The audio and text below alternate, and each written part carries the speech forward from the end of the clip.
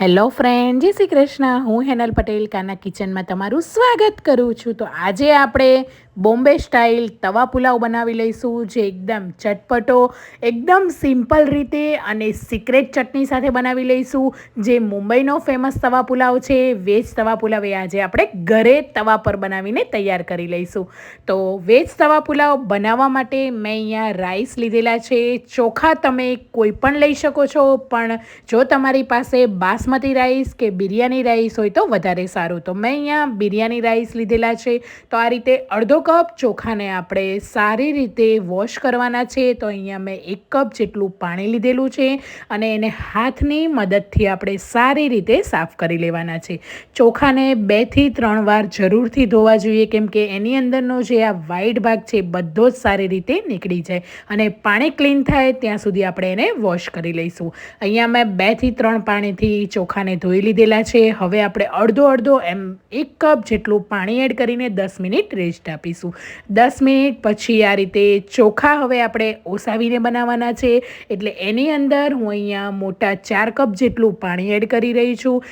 પાણી એડ કર્યા પછી એક આ રીતે તમાલપત્ર એડ કરી દેવાનું છે, 2 લવિંગ અને 1 તજનો ટુકડો એડ કરવાનો છે અને અડધી ચમચી જેટલી હળદર સારી રીતે મિક્સ કરી લેવાનું છે અને 1 ચમચી જેટલું ઘી આ રીતે આપણે એડ કરી દેવાનું છે, જેનાથી એકદમ સરસ એવા ખીલેલા અને છૂટા છૂટા રાઈસ બનશે. સારી રીતે પાણી ઉકળી ગયું છે, તમે જોઈ શકો છો. હળદરનો પણ એકદમ સરસ એવો કલર આવી ગયો છે. હવે પલાળેલા રાઈસનું પાણી કાઢી લેવાનું છે અને રાઈસ એડ કરીને ફક્ત ને ફક્ત 5 થી 7 મિનિટ હાઈ ગેસની ફ્લેમ પર આપણે રહેવા દઈશું. તો જોઈ શકો છો એકદમ સરસ એવા રાઈસ આપણા કૂક થઈ ગયા છે. રાઈસને વધારે પડતા નથી કૂક કરવાના, બસ તમે આ રીતે સ્પૂનની મદદથી આ રીતે તમારે જોઈ લેવાના છે અને તમે આ રીતે પ્રેસ કરશો તો આ રીતે એકદમ સારી રીતે પ્રેસ પણ થઈ જશે, એટલે કૂક પણ થઈ ગયા છે અને કાચા પણ નથી. તો હવે રાઈસને કાઢવા માટે એક બાઉલની ઉપર મોટા ગાણાની અંદર બધા જ રાઈસને નિતારી લેવાના છે. એનું પાણીને કાઢી લેવાનું છે ને થોડું એવું ચિલ્ડ ઠંડુ પાણી એડ કરી દેવાનું છે, જેથી એની કુકિંગ પ્રોસેસ છે અટકી જશે. તો આ રીતે એનું પાણીને આપણે કાઢી લેવાનું છે. તો રાઈસને એકદમ સારી રીતે ઠંડા કરવા જરૂરી છે. જ્યારે તમે તવા પુલાવ બનાવો છો ત્યારે રાઈસને તમારે થોડીવાર પહેલાં જ કરી લેવાના છે. હવે મિક્સર જારની અંદર 1 થી 2 આ રીતે જે ગાંઠ આવે છે લસણની, એ લસણની કળી એડ કરી દેવાની છે. એટલે કે 30 થી 35 લસણની કળી, 4 ચમચી જેટલું કાશ્મીરી મરચું અને 2 થી 3 ટેબલસ્પૂન જેટલું પાણી એડ કરીને સારી રીતે સ્મૂથ પેસ્ટ કરી લેવાની છે. જો તમારી પાસે આખા મરચાં હોય સૂકા તો એ પણ તમે પલાળીને ઉપયોગ કરી શકો છો. હવે પેસ્ટ આપણી તૈયાર છે. તો આ રીતે મેં અહીંયા કાસ્ટ આયરન તવો લીધો છે, એની ઉપર 1 બટરનો ક્યુબ એડ કરી દેવાનું છે, થોડું એવું જીરું એડ કરવાનું છે. તવા પુલાવ બનાવતી વખતે તમે લોખંડનો તવાનો પણ ઉપયોગ કરી શકો છો, પણ નોનસ્ટિક તવાનો નથી કરવાનો. તો આ રીતે બટરની અંદર જીરાને સારી રીતે સાતળવાનું છે. જીરાનો ફ્લેવર ખૂબ જ સરસ એવો આવશે. હવે મેં અહીંયા 1 મોટી ડુંગળીને આ રીતે ચોપ કરી દીધેલી છે. ડુંગળીને પણ સાતળી લેવાની છે.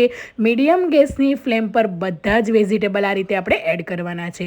તો ડુંગળીનો થોડો કલર ચેન્જ થઈ જાય ત્યાં સુધી આપણે એને રહેવા દઈશું. વધારે પડતા વેજીટેબલ કૂક નથી કરવાના, બસ 80% જેટલા જ કૂક કરવાના છે. અડધી ચમચી મીઠું એડ કર્યું છે. હવે અહીંયા મેં અડધા એવા શિમલા મરચાંને આ રીતે જુલિયનમાં કટ કરેલા છે, એને પણ લાંબી સ્લાઇસમાં કટ કરીને એડ કરી દેવાના છે. 1 તીખાશ માટે લીલું મરચું એડ કર્યું છે, કેમ કે અહીંયા બીજા કોઈ વધારાના એક્સ્ટ્રા આપણે મસાલા નથી વાપરવાના કે લાલ મરચાંનો પણ બીજો ઉપયોગ નથી કરવાના. અને કાશ્મીરી મરચું જે આવે છે એ તો એકદમ મોળું હોય છે, એટલે મેં અહીંયા તીખું 1 લીલું મરચું એડ કરેલું છે. જો તમારા ઘરમાં તીખું ના ખાતા હોય તો સ્કીપ પણ કરી શકો છો. 2 ટામેટાને આ રીતે મીડિયમ સાઇઝના ચોપ કરી લેવાના છે ને બધી જ વસ્તુને સારી રીતે મિક્સ કરી લેવાની છે. હવે મેં અહીંયા જે માર્કેટમાં સૂકા વટાણા લીલા મળે છે એને બાફીને અહીંયા મેં આ રીતે એડ કરી દીધેલા છે. જો તમારી પાસે લીલા ફ્રોઝન વટાણા હોય તો એ પણ તમે ઉપયોગ કરી શકો છો. બીટનો નાનો એવો ટુકડો લીધો છે, એને પણ આ રીતે આપણે ગ્રેટ કરી લેવાનો છે.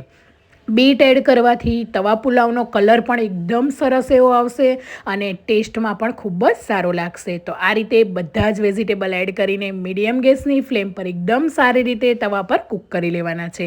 આ પુલાવ તમે આ રીતે તવા પર બનાવશો તો એનો ટેસ્ટ એકદમ સરસ એવો આવતો હોય છે.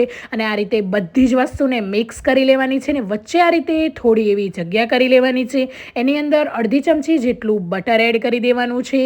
બટરની અંદર જે આપણે લસણ અને મરચાંની જે પેસ્ટ બનાવેલી છે એને આપણે એડ કરી દઈશું. તો અહીંયા આ રીતે મોટી 4 ચમચી હું પેસ્ટ એડ કરી રહી છું. જો તમે લસણ વધારે ખાવાના શોખીન હોય તો તમે વધારે પણ ઉપયોગ કરી શકો છો. પેસ્ટ એડ કર્યા પછી 2 ટેબલ સ્પૂન જેટલું આપણે પાણી એડ કરવાનું છે. પાણી એડ કરવાથી બધા જ મસાલા એકદમ સારી રીતે કૂક થઈ જશે અને મસાલા જે છે જરાય દાઝશે પણ નહીં. પાણી એડ કરીને બધી જ વસ્તુને સારી રીતે મિક્સ કરી લેવાનું છે. અને મિક્સ કર્યા પછી અહીંયા મેં 3 ચમચી જેટલો પાવભાજી મસાલા લીધેલો છે એને એડ કરી દેવાનો છે. અને અહીંયા બાફેલા બટેટાને આ રીતે મેં મોટી સાઇઝમાં કટ કરી લીધેલા છે. મેં અહીંયા 2 બાફેલા બટેટા લીધા છે એને પણ એડ કરી દેવાના. બધું મિક્સ થઈ જાય એટલે જે હવે આપણે એકદમ સારી રીતે જે ચોખાને જે ભાત ઓસાવે એ કોરા થઈ ગયા છે તો એને પણ હવે આ રીતે એડ કરીને સ્વાદ પ્રમાણે મીઠું અને સારી રીતે મિક્સ કરી લેવાનું છે. કોઈ પણ અધર મસાલા વગર એકદમ ટેસ્ટી અને આ રીતે સિમ્પલ રીતે તમે બનાવશો તો ઘરમાં બધાને ભાવશે. આ રીતે બંને સ્પૂનની મદદથી મિક્સ કરવાનું છે જેથી ચોખાનો દાણો જરાય તૂટે પણ નહીં અને બધી વસ્તુ એકદમ સારી રીતે મિક્સ થઈ જાય. મારા ઘરમાં તો આ પુલાવ બધાનો ફેવરેટ છે અને જો તમે પણ તમારા ઘરે એકવાર બનાવી લીધો તો આ પુલાવ તમે ક્યારેય બહારથી નહીં લાવો. અને જો ઘરે ગેસ્ટ આવવાના હોય તો તમે પાવભાજી સાથે પણ આ વેજ તવા પુલાવ જરૂરથી એકવાર બનાવજો. એટલો ટેસ્ટી બનશે. ઉપરથી લીલા સમારેલા ધાણા એડ કરી દેવાના છે ને ગરમા ગરમ આ પુલાવને સર્વ કરવાનો છે. આ પુલાવ તમે પાવભાજી સાથે બનાવી શકો છો. પાપડ રાયતા સાથે પણ આ પુલાવને એન્જોય કરી શકો છો. તો કેવી લાગી આજની મારી વેજ તવા પુલાવની રેસીપી એ પણ જરૂરથી કમેન્ટ બોક્સમાં જણાવજો. Thank you for watching. મળીએ આપણે નવા વિડીયો સાથે.